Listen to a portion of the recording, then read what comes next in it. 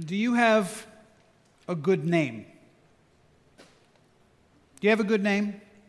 Now, I'm not talking about an actual name like Bob or Mary or Sam. I'm talking about a name as in a reputation. Do you have a good reputation? Do you have a good name? Abraham Lincoln said that character is like a tree and reputation like a shadow. The shadow is what we think of it. The tree is the real thing. What shadow do you cast? Do you have a good reputation? Do you have a good name? A brand for a company, Jeff Bezos, Amazon, said this, a brand for a company is like a reputation for a person. You earn reputation by trying to do hard things well. So what is your personal brand? Your personal brand. What is it a good one? Do you have a good reputation? Do you have a good name? Having a good name, I believe, is one of the key ingredients in having a good life. You want a good life? Then have a good name. You want a good name? Then live with integrity. We're in week 3 of our series, A Taste of the Good Life. Our goal is fairly simple in this 9-week series, is to give you a tasting menu of the good life, give you a taste of the good life. I'm going to give you small bites of what we believe are wonderful ingredients that when you put them all together make for quite a meal, a life that is flourishing, a life, to be honest with you, as Jesus himself wished for us, that he intended for us. You know, he said this, he said, I have come that they may have life and have it to the full, to have the good life. Well, so far in the first 2 weeks of the series, we have tasted 2 ingredients of the good life. We believe that experiencing freedom is a part of the good life, and experiencing fruitfulness is as well. And we've seen that if you want to experience freedom, you've got to practice surrender to Jesus. And if you want to taste fruitfulness, then you're going to have to dive into communion with God. Now, in future weeks, we'll taste other ingredients in the good life, like impact and relationships and influence and destiny and peace. But this weekend, we're going to get a small bite of another ingredient of the good life, and that is having a good name, a good reputation. We're going to taste the joy of casting a good shadow, the satisfaction of having a really good personal brand. I wonder if you agree with me on this. Is it not a good life that when you walk into a room, the room brightens? When someone sees you coming, or the people in the room see you coming, there's maybe a smile or a knowing, their eyes get a little bit bigger because you are that person to them. You have a good name. You have a good reputation. Or it's the good life, is it not, when somebody receives a text from you and they pull up the phone and they go, and they love to get a text from you. They love to get a phone call from you. That comes from having a good name. Good name, that's a good life. Or you're not in the room and somebody's talking about you and they tell you later, you know, when your name came up, everybody spoke highly of you. Gosh, that's a good life. That's a good life to be known as that kind of person. How do you get a good name? If I have your attention, and I think I probably do, you're probably wondering, okay, I'd like a good reputation. Okay, well, here's the rub. It takes practice. The practice of integrity. You got to practice moral integrity. We got a problem. Integrity, specifically moral integrity, has gone the way of the 8-track player. Moral integrity has gone the way of big hair and Commodore computers. It's out of date. Integrity is hopelessly old school. It is passé. Quaint artifact from a simpler time. Well, what is it? What is moral integrity? Well, C.S. Lewis suggested integrity is doing the right thing when nobody's watching. And this is indeed true. I mean, I agree with C.S. Lewis on this. It's doing the right thing when nobody's watching. But I got to tell you, it's not complete, because integrity is also doing the right thing when everybody's watching. So it's basically doing the right thing, right? At any time, whether you're alone or whether you're with people. And listen carefully. See if you agree with me on this. Fewer people are doing the right thing, both in private and in public. Fewer people. Lying, cheating, slander. Hey, and don't think the big lies, the big cheating, I'm talking about the little lies you do, the little cheating you do, the slander you do almost every day, the stealing. I don't steal, really. The coarseness of your dialogue. All of that in their broken moral compass. This is way too commonplace today. Fewer and fewer people are doing the right thing when nobody's watching. And fewer people are actually doing the right thing even when everybody's watching. Which ultimately means that fewer and fewer people cast good shadows. Fewer and fewer people have good personal brands. Fewer and fewer people have stellar reputations. Fewer and fewer people have good names. And that is one of the reasons why fewer and fewer people are living the good life. You want a good life? Have a good name. You want a good name? Then live with integrity. This is exactly what one father kept trying to tell his son over and over again as he wrote his memoirs. You want to see them? Grab a Bible and turn to Proverbs chapter 2, verse 7. The memoirs of Solomon to his son about integrity. There's your little one-note big idea of the book of Proverbs. We're going to start in chapter 2, verse 7. That's page 450. Everybody got to have a Bible in your lap, because otherwise you won't know if this is really the truth, what I'm saying to you. Okay, you got to pay attention. Here we go. All right, Proverbs 2:7. This is Solomon talking to his son, and he's talking about, well, let me just read it. It'll make sense to you. Son, and he's referring to God holds victory in store for the upright. He's a shield to those whose walk is blameless. God guards the course of the just and protects the way of his faithful ones. Now he's talking about if you understand that, son, and you apply this, then you will understand. We're in verse 9. Then you'll understand what is right and just and fair, every good path. Wisdom will enter your heart. Knowledge will be pleasant to your soul. Discretion will protect you. Understanding will guard you. Wisdom will save you from the ways of wicked men, from those men whose words are perverse, who leave the straight paths to walk in dark ways, who delight in doing wrong and rejoice in the perverseness of evil. Those guys whose paths are crooked and they're devious in their ways. It will also, son, save you from the adulteress, from the wayward wife with her seductive words, who has left the partner of her youth and ignored the covenant she made before God. For her house leads down to death and her paths to the spirits of the dead. None who go to her return or attain the paths of life. Thus you will walk in the ways of good men. If you follow this, my son, thus you will walk in the ways of good men. If you follow God, you'll keep to the paths of the righteous. For I remind you that upright will live in the land, the blameless will remain in it, but the wicked will be cut off from the land, and the unfaithful will be torn from it. Let's keep going. Chapter 3, verse 1. My son, do not forget my teaching, but keep my commands in your heart. They'll prolong your life many years. They'll bring you prosperity. Let love and faithfulness never leave you, son. Bind them around your neck. Write them on the tablet of your heart. Then you will win favor and there it is. A what? A good name in the sight of God and man. So there it is, folks. You want the good life? Have a good name.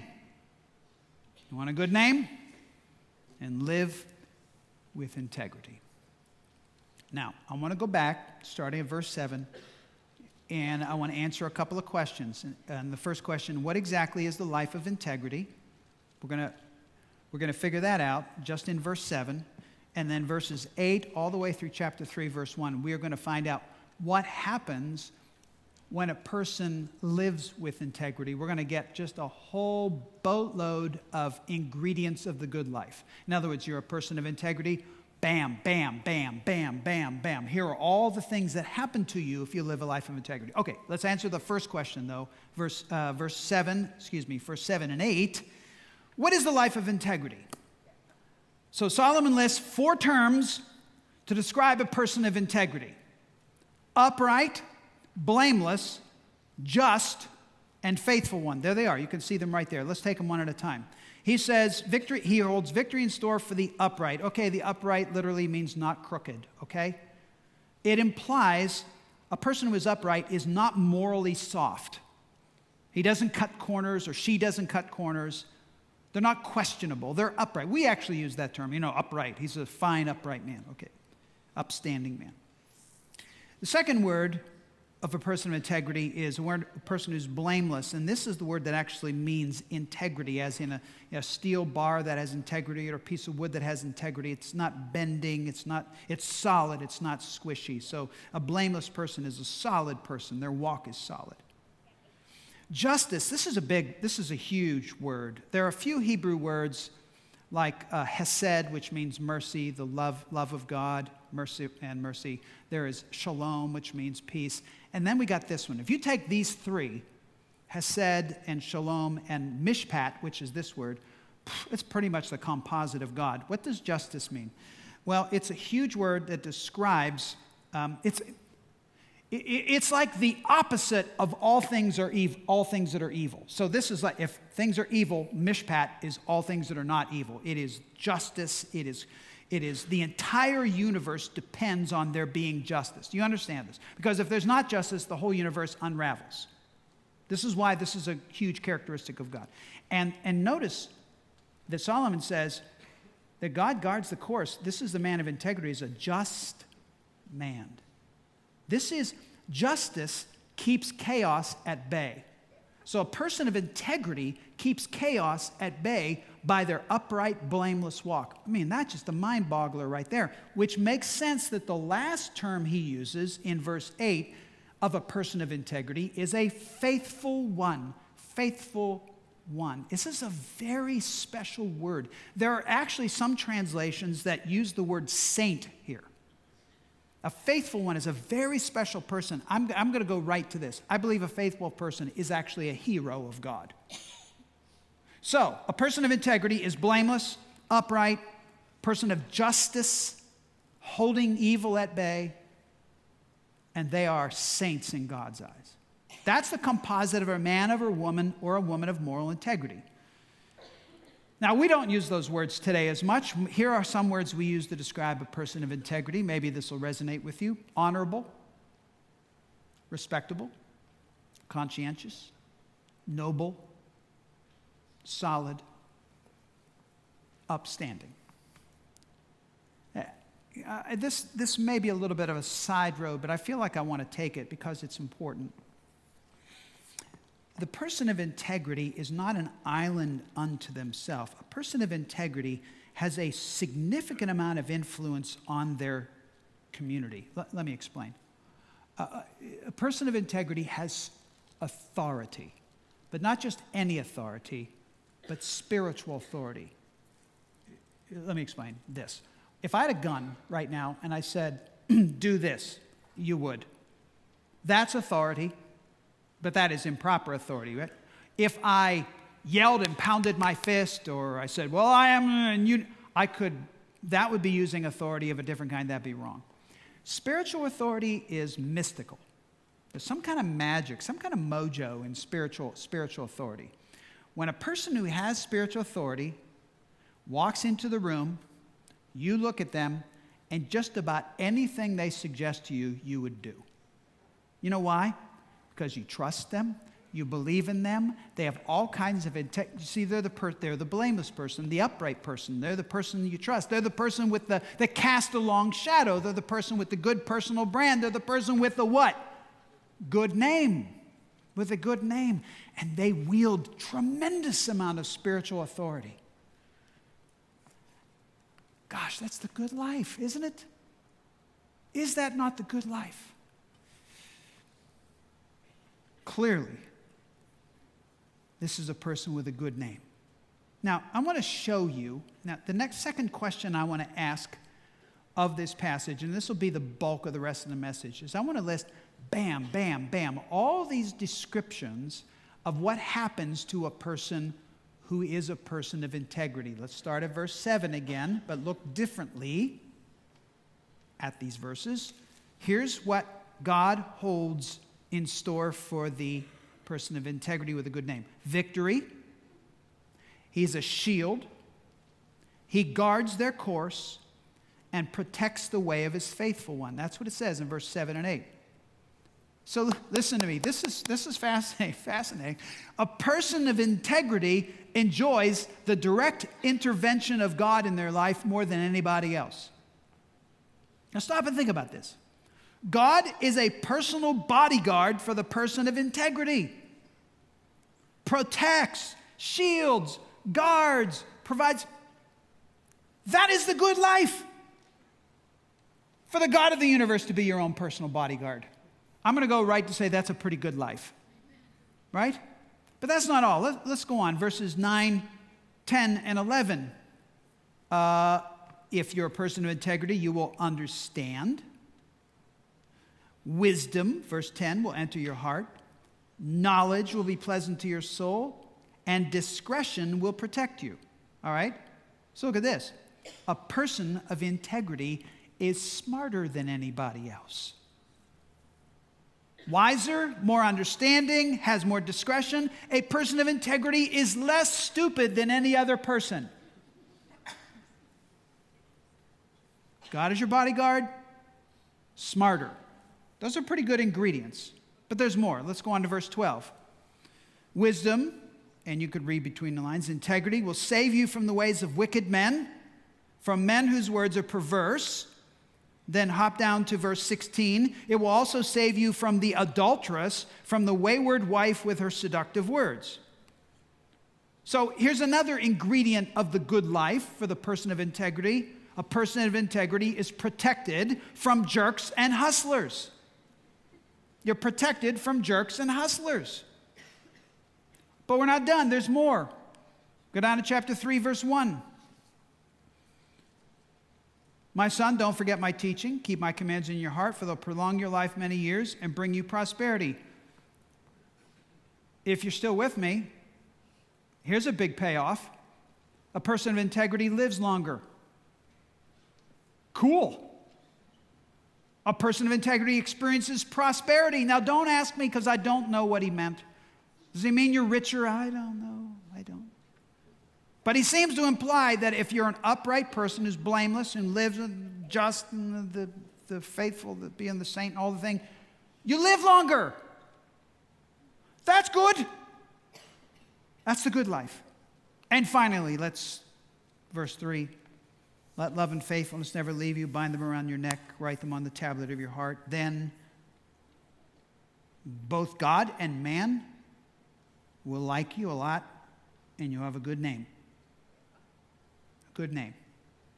So that's my point. You want the good life, then have a good name. You want a good name? Then live with integrity.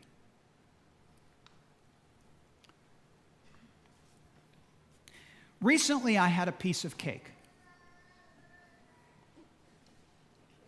It was good. This is the cake.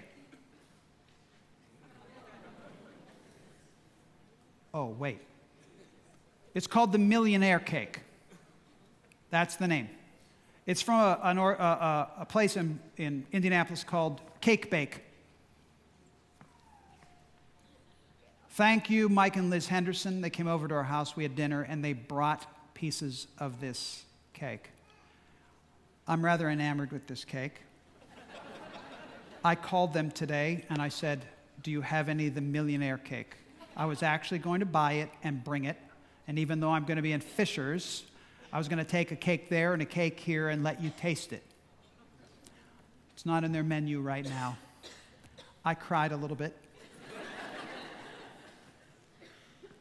It's a Valrhona chocolate cake filled with vanilla cream, salted caramel, and crumbled shortbread cookies. Oh. It's topped with Valrhona chocolate fudge, shortbread crumbles, drizzled with salted caramel, with flakes of fleur de sel on the top.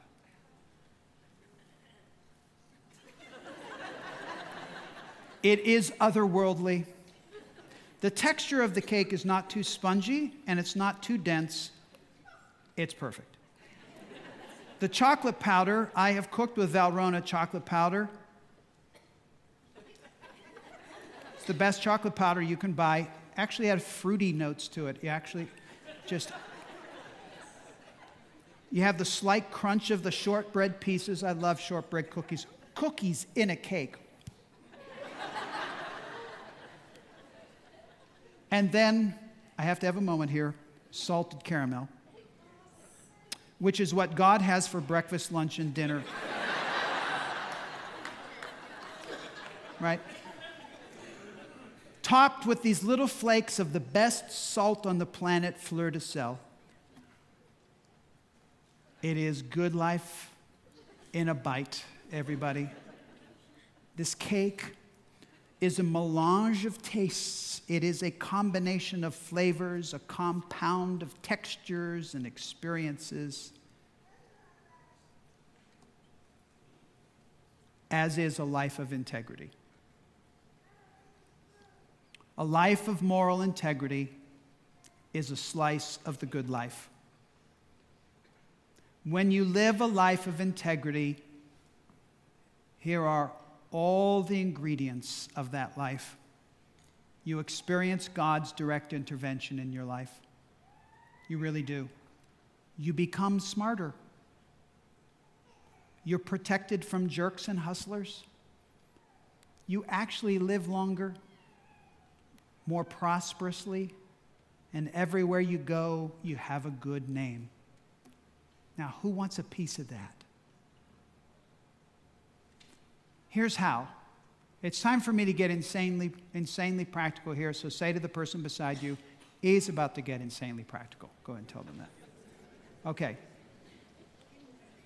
Things you can do to increase your integrity. I'm going to break it into two categories. Things you can do in private to increase your integrity, and things you can do in public with others to increase your integrity. So let's start with what you can do in private. Let's start with this, confession. You and God confessing, so you can clear the deck and start from scratch. 2, communion with God. Go back and watch Barry's message from last week. Communion with God. This will increase your integrity. 3, journaling. This is a way of confession. It's one of my ways of confession. I write down, and as I'm writing down what's going on in my mind, I'm like, so then I confess. Right.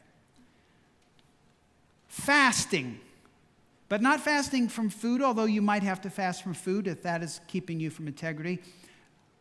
But fasting from, first of all, morally suspect media.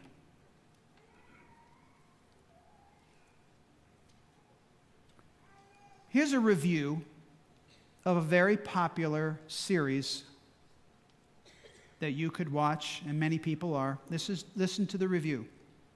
The appeal of this series seems bound up in the senseless violence and amoral machinations, not to mention the freewheeling sex that the writers use to dramatize this brutish world of shifting alliances and dalliances.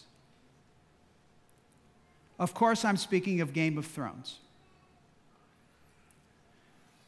I'm not going to ask for a show of hands. If you watch Game of Thrones, what is wrong with you? I'm serious. What's wrong with you? Do you realize what that is doing to you? Oh, no, you don't understand. I can handle it. I fast forward through the sex scenes. Right. Oh, the violence. I don't see the violence. What's wrong with you?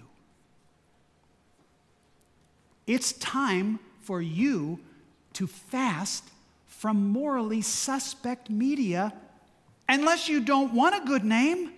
In that case, cue it up. Binge watch. And watch the shadow from your reputation tree get smaller. Dang, Dave's going old school tonight. Old school. Dude. All right. How about alcohol? Oh, it got quiet in here. How about that? Now, I'll say right off I have nothing against alcohol. Love a good glass of wine myself, so I'm going to tell you that right now. I have no problem with that. However, when you're busting out that, I'm just a social drinker. I'll drink a few. I can do a few drinks. Listen, you're drinking more than a few drinks. Are you drinking every day? If you're drinking every day, you got a problem. You've got to stop that. That unless you don't want a good name. Because in time, it will eat you alive. As a matter of fact, you have a hard time breaking this stuff. You need to go to the 180 exchange, or you need to come see one of our pastors, and we'll help you with this. Okay? This is crucial. All right, that's what you can do in private.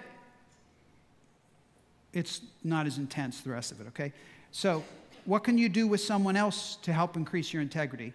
Number one, confession. I thought you just said that. That's right, private. You could also do that with somebody else.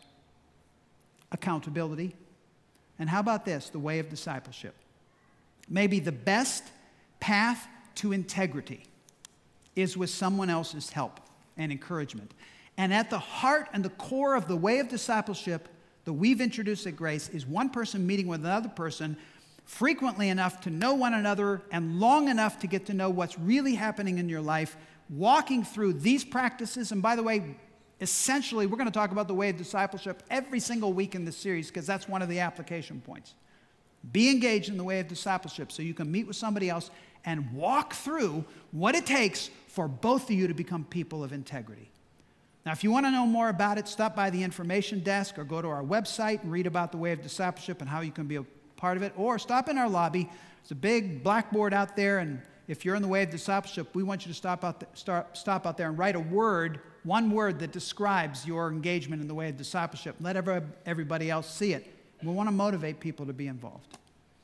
So that's what you can do privately, and that's what you can do with other people. But one more time for good measure, you want the good life, have a good name. You want a good name? Then live with integrity. Now, I rarely do this, but I'm going to let somebody else have the last word. And of all people, it's going to be Warren Buffett. Because I like what he said when he said this. It takes 20 years to build a reputation and 5 minutes to ruin it. If you think about that, you'll do things differently.